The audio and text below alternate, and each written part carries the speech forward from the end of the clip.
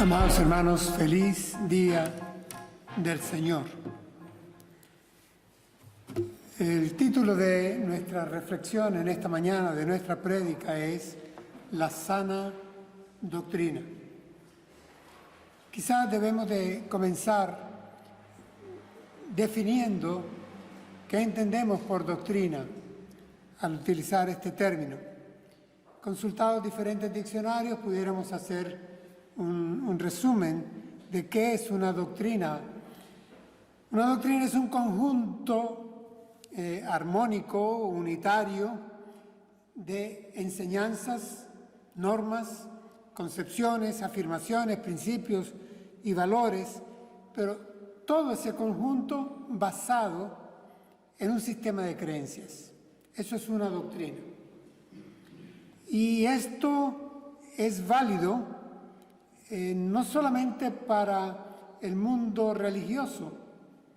Vamos, hay doctrina en todas las instituciones sociales, en todas las esferas del quehacer humano existen doctrinas. Y por supuesto, hay derecho libre a calificar estas doctrinas, a coincidir con ellas o no. Y algunas las podremos etiquetar como sanas doctrinas y otras como insanas doctrinas. Algunas van con la ortodoxia, según nuestro parecer, y otras son heterodoxas. No coincidimos con ellas. Pero de una vez y a manera de presupuesto y de base de plataforma, quiero ya dejar sentado lo que para la fe cristiana es la sana doctrina. Esta es una expresión que encontramos muchas veces en el Nuevo Testamento, sana doctrina. Y la sana doctrina es, para la fe cristiana, aquella que se encuentra revelada en la Sagrada Escritura, en la Palabra de Dios, y por lo tanto tiene autoridad, es normativa para asuntos de fe y conducta. Así de hecho lo tenemos también en nuestra confesión de fe eclesial. Yo sé que en el mundo en que estamos, decir lo que acabo de decir hace que nos etiqueten de fundamentalistas, de pietistas, de conservadores, de puritanos, de talibanes de la fe, algo así. Y no nos importa. Para nosotros, los cristianos, Dios ha hablado. Y por lo tanto, en la palabra de Dios está el discurso que proviene de Dios, el consejo de Dios, y tiene una autoridad propia, intrínseca, que le acompaña.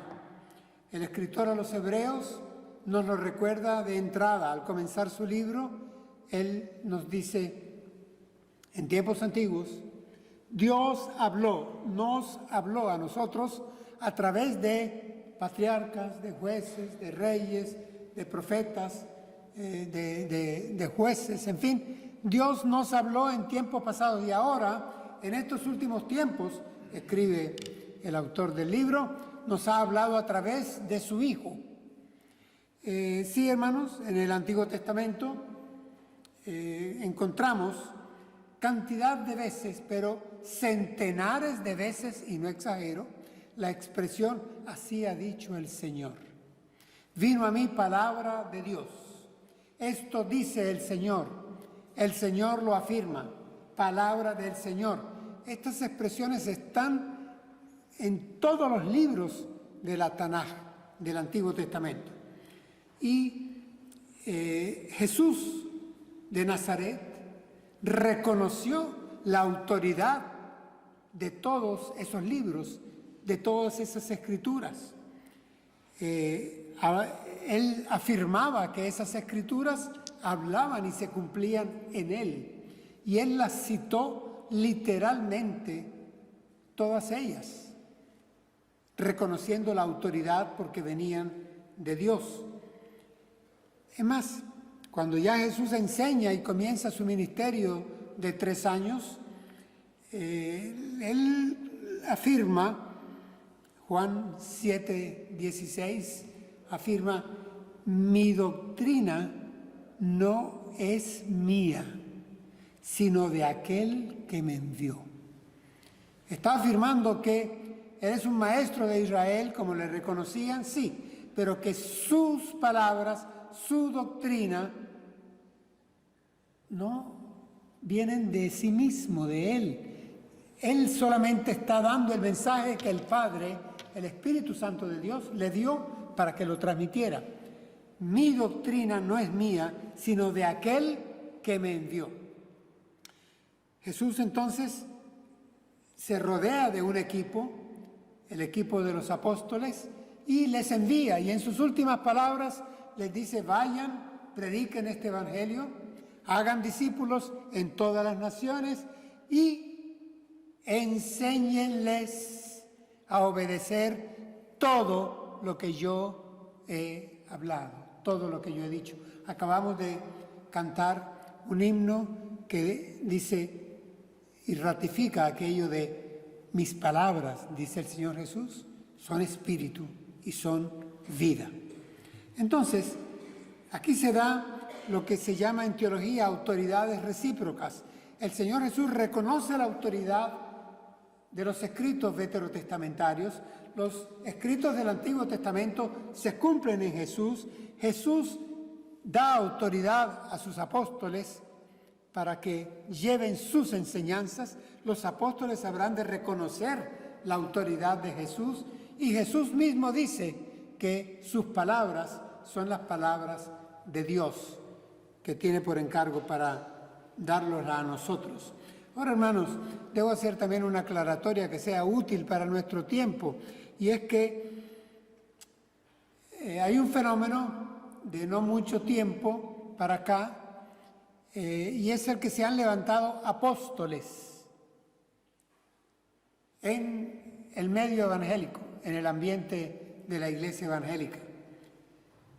Desde el punto de vista bíblico, apóstoles con mayúsculas, apóstoles, para ser apóstol, Pablo lo defiende muy bien, tenían que cumplirse 5 elementos. Primero, haber sido escogidos directamente por el Señor Jesús. Segundo, haber sido enseñados directamente por el Señor Jesús. Tercero, haber visto presencialmente al Señor Jesús resucitado. Cuarto, haber sido enviados directamente, con autoridad, por el Señor Jesús resucitado. Quinto, haber sido comisionados para poner fundamentos para la iglesia naciente, formar la iglesia. Así que no hay nuevos apóstoles que puedan reunir ninguno de estos requisitos. Esta aclaratoria hay que hacerla. El apóstol Pablo nos advierte: nadie puede poner otro fundamento que el que ya está puesto, Jesucristo como la piedra principal, y lo que dijeron los profetas y los apóstoles. Esto fue defendido, creído y apologéticamente luchado por la iglesia primitiva. Voy a leer tan solamente esta frase conocida por ustedes: Hechos de los Apóstoles, capítulo 2, versículo 46.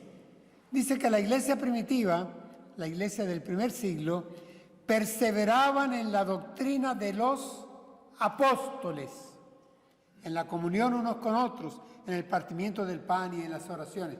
Pero destaca Lucas al escribir Hechos que la iglesia perseveraba en la doctrina de los apóstoles. Esta es la sana doctrina que celaba y cuidaba la iglesia primitiva, perseverando en ella. Hechos 2:46. Y hermanos, algo similar aconteció en los siglos subsecuentes, siglo II, siglo III, siglo IV, con la iglesia patrística. Grandes hombres de Dios, Ireneo de León, Agustín de Hipona, Policarpo, Clemente, Atanasio, en fin, hombres que tuvieron que defender la sana doctrina, porque hermanos, desde un comienzo ya había falsos apóstoles, había falsos profetas, había falsos maestros y había falsas doctrinas. Y tuvieron ellos que luchar contra las tradiciones, contra la penetración cultural del mundo helénico, contra las improvisaciones de algunos personajes, contra las modas que querían entrar, corrompiendo la sana doctrina. Esto es vida del primer siglo, del segundo, del tercero y del cuarto. Una vez que llegamos al cuarto siglo, la Iglesia se vio en la necesidad urgente, importante, de cerrar ya el canon, para protegerse ella misma de la tentación de añadir escritos con autoridad doctrinal. Y entonces en el siglo IV se cierra porque los escritos que quedan en el canon tienen autoridad reconocida. Son canónicos porque tienen autoridad. No tienen autoridad porque hayan sido hechos canónicos. Por reconocer la Iglesia que los escritos que tenemos en nuestra Sagrada Escritura a día de hoy tenían autoridad de Dios, eran palabra de Dios y eran sana doctrina, quedaron en el canon. Siglo IV. Y pasaron los siglos y nuestros hermanos de la Reforma Protestante, centro-norte de Europa, Inglaterra, pasa luego a los Estados Unidos de Norteamérica. Estos hermanos reformadores insistían con aquel lema, la sola escritura, la sola escritura. Volvamos a la fuente, hay que volver a la fuente de la sana doctrina que está en la palabra revelada. Hay una frase que poco se menciona y que los reformadores todos apoyaban. La voy a leer en latín, se entiende, la pasamos al español. Ecclesia reformata et semper reformanda secundum verbum Dei. Es la Iglesia es reformada y se reformará, sí, pero sujeta siempre al verbo de Dios, a la palabra de Dios. La Iglesia se reformará, siempre se seguirá reformando, pero secundum verbum Dei, sujeta a la sana doctrina de la palabra de Dios. Esto lo compartían todos los reformadores hace 500 años y nosotros heredamos de ellos este celo por la sana doctrina. Pablo llega al extremo de afirmar en el primer siglo que hay posibilidades de que llegue a las iglesias otro evangelio. Y dice, si aún yo mismo, si aún un ángel del cielo bajara y predicare otro evangelio diferente al que ya os hemos predicado, sea anatema. Carta a los Gálatas. Hasta ese extremo se podía llegar. Esto ha sido, hermanos, una constante en la historia de la Iglesia. Por lo tanto, la importancia de cuidar la sana doctrina que se encuentra en las Sagradas Escrituras. Por eso es importante revisar y asentarnos en nuestros credos, en nuestras confesiones de fe, porque ellas sumarizan, sintetizan, condensan lo que es la sana doctrina. Algunos desvíos a través de los tiempos y recientes también pueden ser sutiles, pero miren que empiezan sutiles y terminan siendo grotescos. Hay que tener cuidado, celar la sana doctrina. ¿Por qué? Porque es palabra de Dios, no es palabra de hombre. La Escritura misma nos alerta contra doctrina de hombres, que cuidemos doctrina de hombres. Solo 2 versículos nos servirán de base para la exposición de hoy. Carta del apóstol Pablo a Timoteo, ya la segunda carta, casi al final de la vida del apóstol, en Nueva Versión Internacional. Leo para ustedes. Con fe y amor en Cristo Jesús, sigue el ejemplo de la sana doctrina que de mí aprendiste. Con el poder del Espíritu Santo que vive en nosotros, cuida la preciosa enseñanza que se te ha confiado. Pablo a Timoteo. Ese será nuestro texto base. Hermanos, desde finales del siglo XIX, pero sobre todo en el pasado siglo XX y en lo que ya llevamos, cuarto de siglo del XXI, estamos asistiendo a cómo la Iglesia está dejando permear nuevos talmudes evangélicos. Palabras de hombres, sueños, revelaciones, visiones, experiencias, modas, que entran en las iglesias con la autoridad de algún apóstol, de algún pastor, de algún profeta, de algún maestro, y se tornan casi epidémicos y adquieren una autoridad que se le impone a las feligresías y pasan a ser talmudes evangélicos. Esto lo estamos nosotros viendo, y es que se quiere acceder a lograr cierto efectismo con novedades. Es como si la palabra de Dios ya no bastara. Es necesario traer algo nuevo que cause una reacción efectiva en las congregaciones, que cause el aleluya, que provoque la danza, que mueva. Así se están exaltando personajes. Y se está cayendo incluso en shows eclesiales, templarios. Pareciera que hay que entretener a la feligresía para poder retenerla. Para poder retenerlos hay que entretenerlos. ¡Qué tristeza!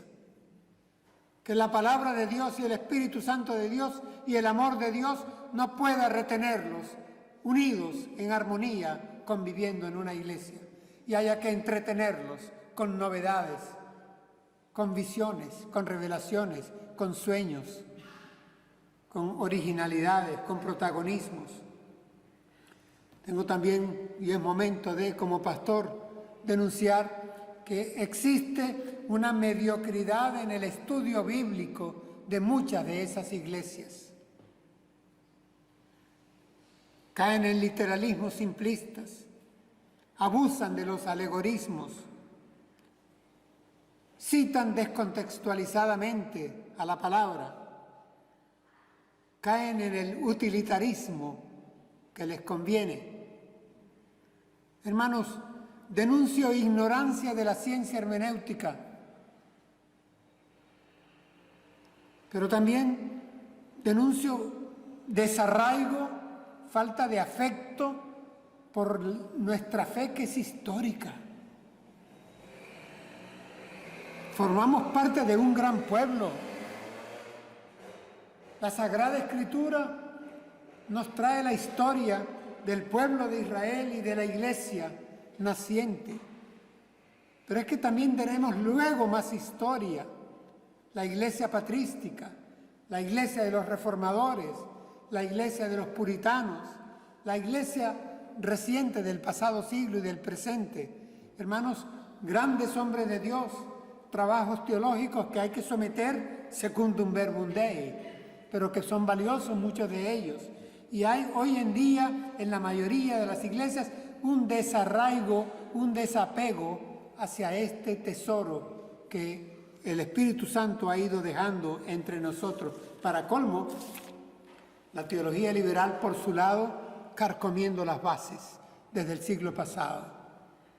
Teologías que se han hipotecado a las ideologías.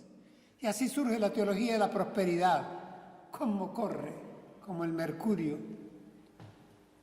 En América Latina, la teología de la liberación, entregada en brazos del marxismo. Esto está sucediendo, hermanos.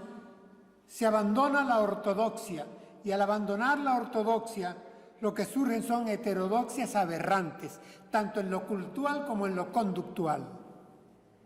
Se abandona la sana doctrina, y al entrar en una insana doctrina, interesada, sesgada e hipotecada, se altera el culto y se altera la conducta.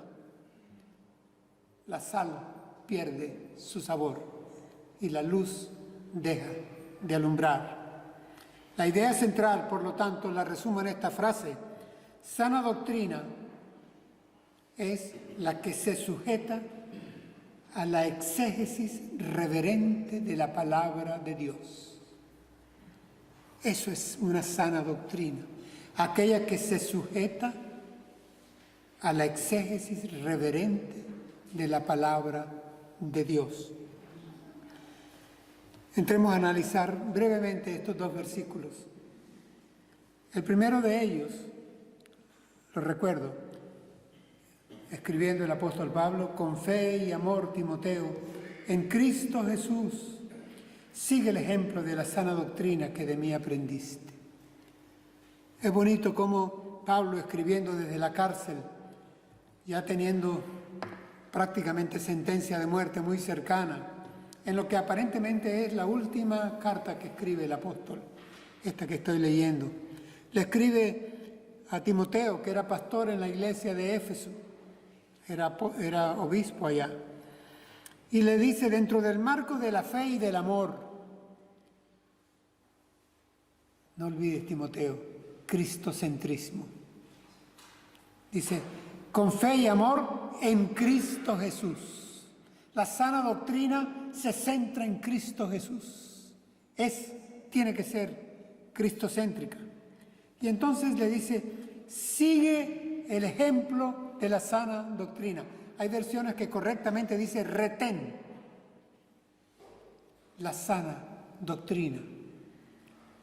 La sana doctrina. Retén.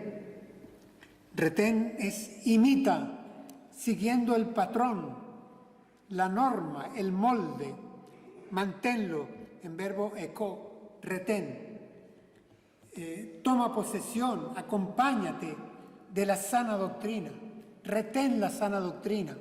Hermanos, una cosa debemos de advertir: yo no puedo retener lo que no tengo. Y no puedo tener lo que no me ha sido enseñado, no me ha sido dado. Hay una cadena lógica. Timoteo ya había recibido la sana doctrina, ya la tenía, ahora debía retenerla. Dice sana, y permítanme como médico un desliz. Busqué el vocablo en el original griego y es ugiaino. De ahí viene la palabra higiene. Podríamos leer perfectamente en una traducción literal: sigue el ejemplo de la doctrina higiénica. Higiénica, saludable, no corrupta. La doctrina que no se ha podrido, que no se ha alterado. Doctrina limpia, higiénica, sana, ugiaino. Yo sé que en Reina Valera 60 dice: retén las sanas palabras, porque en el original dice logos. Sí, pero dado el contexto que estamos leyendo, logos aquí se está refiriendo al discurso, al razonamiento, al uso de las palabras que se dan en toda enseñanza.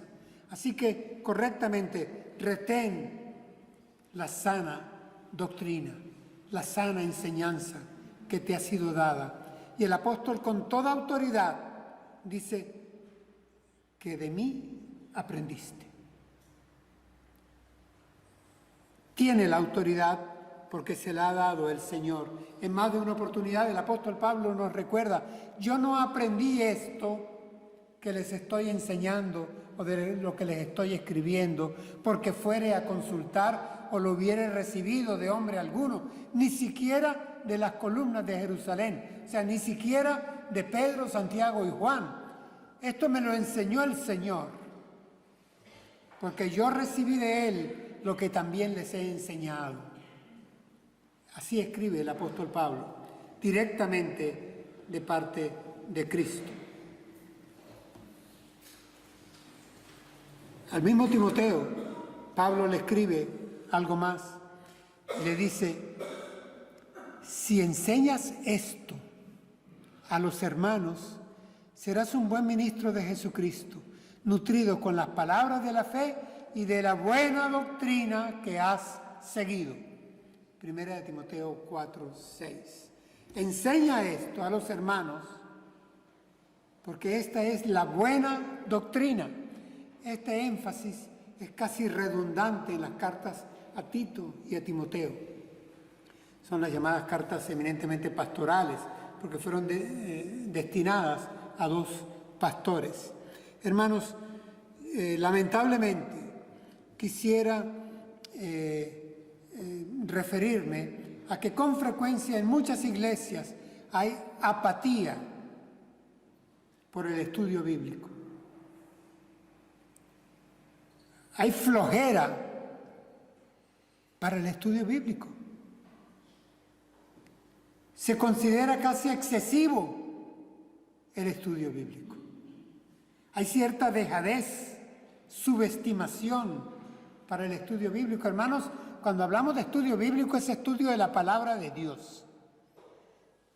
Si me sé toda la palabra de Dios, si ya no tengo nada que aprender de la palabra de Dios, entiendo que pueda yo decir: no me hace falta estudiar la palabra. Pero es que ese no es, ni jamás podrá ser el caso. El estudio bíblico es indispensable. El apóstol Pablo le escribe a este mismo Timoteo, hombre joven y dirigente de la iglesia. Dice: las Sagradas Escrituras te llevarán a la salvación que es en Cristo Jesús. Son útiles para enseñar, para redarguir, para exhortar. Con las Sagradas Escrituras debemos hacerlo. Hermanos, no basta con que leamos un pedazo de la Escritura y digamos que el Señor añada bendiciones sobre su palabra. Eso parece un artilugio de un abracadabra, algo mágico. No. Hay que poner el entendimiento en la lectura. Hay que leer pausadamente, con calma, recordar, revisar, estudiar. No estarle pidiendo milagros al Espíritu Santo ante nuestra flojera intelectual. No debemos hacerlo. Eso es irreverencia. No es ponerse en pie la reverencia al leer la palabra. La palabra se lee con la reverencia de ser consciente de que esto es lo que Dios ha hablado para su pueblo y para mí. Eso es reverencia.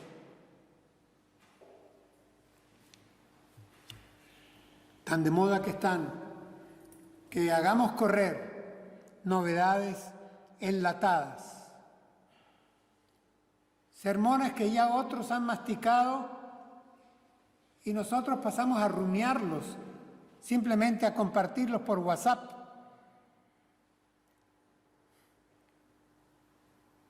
Por links. ¿Y qué hemos nosotros estudiado? ¿Qué hemos aprendido? ¿Qué podemos compartir de cosecha propia?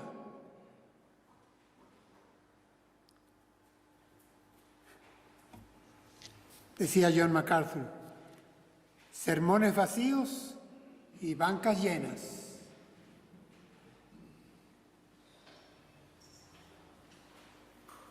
Hermanos, no necesitamos de improvisaciones, no necesitamos de adiciones, no necesitamos en los sermones poner chistes, anécdotas, hacer show, salir del púlpito. Lo que necesitamos es servir la palabra simplemente.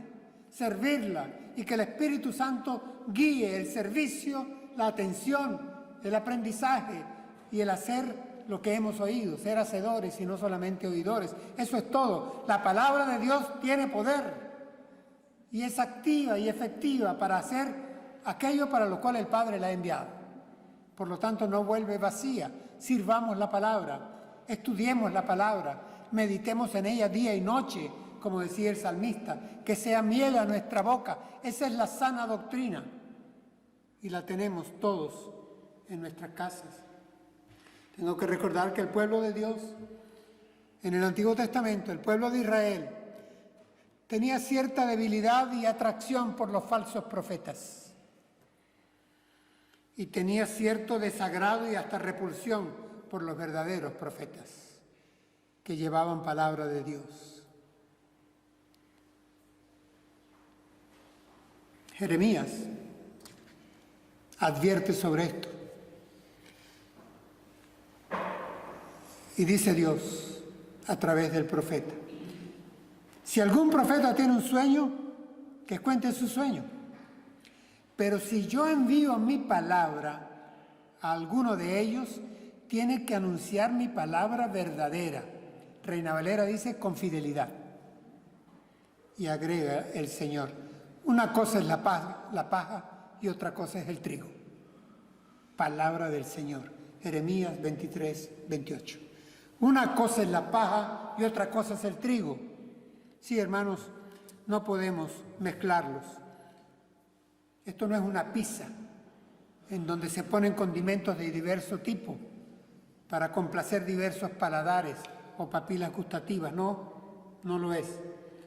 A nosotros nos toca diferenciar el trigo de la paja y a nosotros nos toca enfrentar la falsa doctrina cuando la encontremos.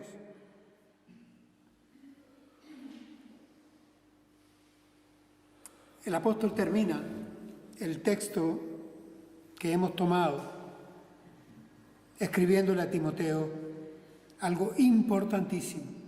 Con el poder del Espíritu Santo que vive en nosotros, cuida la preciosa enseñanza que se te ha confiado.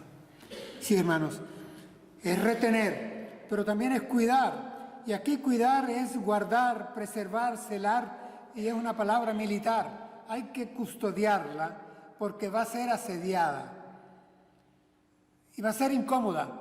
La sana doctrina suele serlo. Y la tentación nuestra suele ser edulcorar lo que incomoda. Y no podemos hacer eso. Pero como pastor, debo de recordar esta advertencia clave del Espíritu Santo a través de Pablo a Timoteo. Con el poder del Espíritu Santo es que se hace esto. Con el poder del Espíritu Santo. Hermanos, el Espíritu Santo que habita, que mora, que vive en nosotros.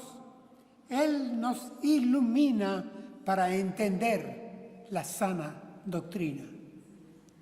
Él nos da el discernimiento para diferenciar la paja del trigo. Es el Espíritu Santo de Dios que no tenemos que buscarlo fuera, ni en experiencias secundarias o segundas. Ya está en nosotros.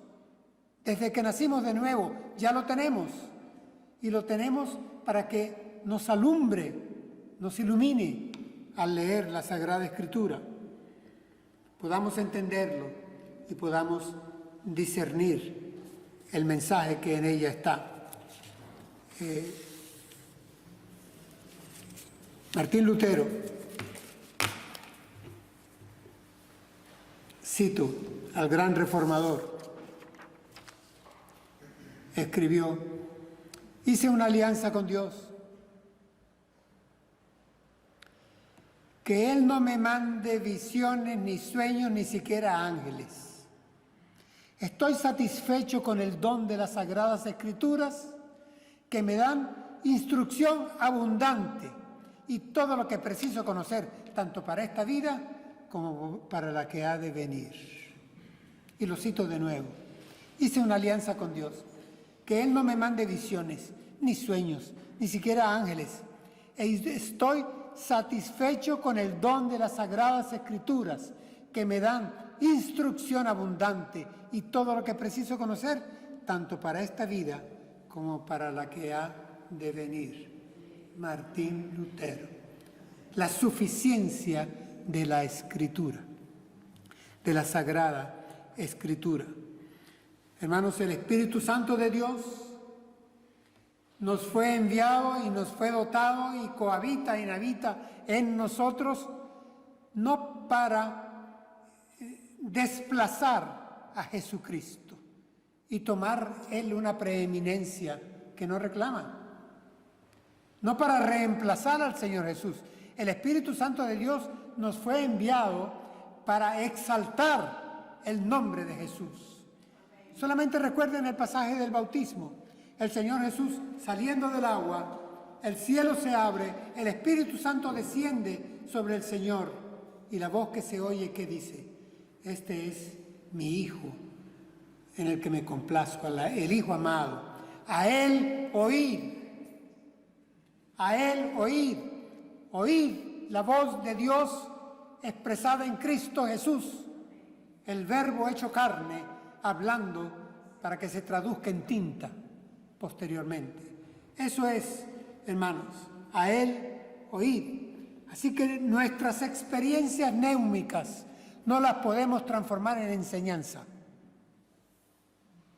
Nuestras experiencias podrían ser válidas si las enseñanzas así lo certifican, y de lo contrario, no son válidas. La enseñanza prevalece sobre la experiencia, porque la enseñanza es palabra cierta escrita por el Espíritu Santo de Dios a través de hombres, pero es palabra inspirada, respirada por el Espíritu Santo de Dios. Y ellas son las que juzgan: esto es cierto, esto no. Esta experiencia es válida, esta no. No hacer yo de mi experiencia una enseñanza. No es eso, jamás lo es. Termino citando al Señor Jesús. La noche de su última cena con el grupo apostólico, en oración al Padre, el Señor pide por los suyos y dice: santifícalos en tu verdad. Tu palabra es la verdad. Tu palabra es la verdad. Santifícalos en tu palabra. Escritura, escritura sacra es, decía Lutero cada vez que llegaba al púlpito. Que esa sea nuestra oración. Démosle gracias al Padre por su palabra, por la sana doctrina que tenemos en ella.